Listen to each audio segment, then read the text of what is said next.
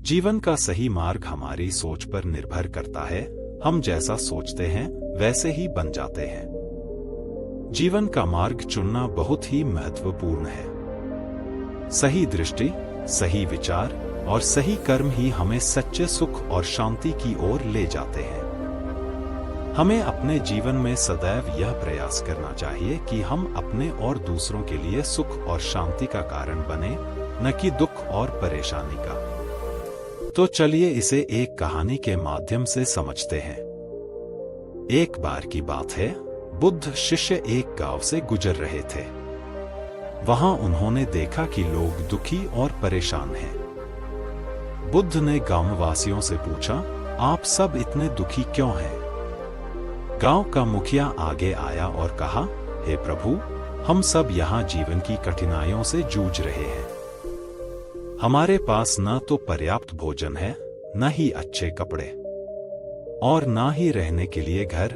हमें समझ नहीं आ रहा कि हम क्या करें और कैसे अपने जीवन को सुखमय बनाएं। बुद्ध शिष्य ने मुखिया की बात ध्यान से सुनी और फिर मुस्कुराते हुए कहा, क्या आप सब जानना चाहेंगे कि आपके दुखों का कारण क्या है और इनसे कैसे छुटकारा पाया जा सकता है? गांव वाले सभी बोले, हाँ प्रभु, कृपया हमें मार्गदर्शन दें। बुद्ध शिष्य ने गांव वालों से 3 सवाल पूछे। पहला, यदि कोई व्यक्ति नदी के किनारे बैठा हो और नदी में डूबने वाले को देखकर भी उसकी मदद न करे, तो क्या वह सही कर रहा है?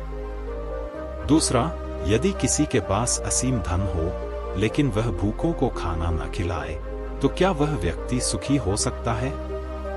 तीसरा, यदि कोई व्यक्ति दूसरों को दुख पहुंचाकर अपना सुख चाहता हो, तो क्या वह सच्चा सुख पा सकता है? गांव वालों ने उत्तर दिया, नहीं प्रभु।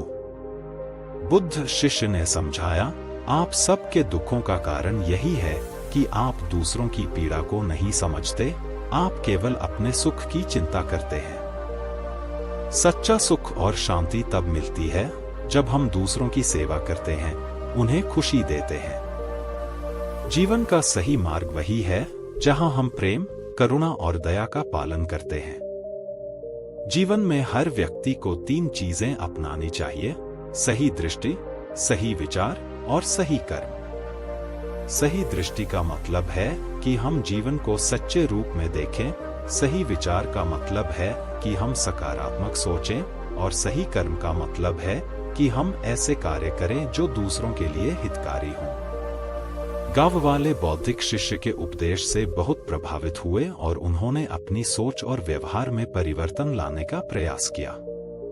वे समझ गए कि जीवन का सही मार्ग दूसरों की सेवा में है और अपने कर्मों को सुधारने में है। उन्होंने एक दूसरे की मदद करना शुरू किया और अपने जीवन को सच्चे अर्थों में जीना सीखा। धीरे धीरे गांव में खुशहाली आ गई और सबके चेहरे पर मुस्कान लौट आई।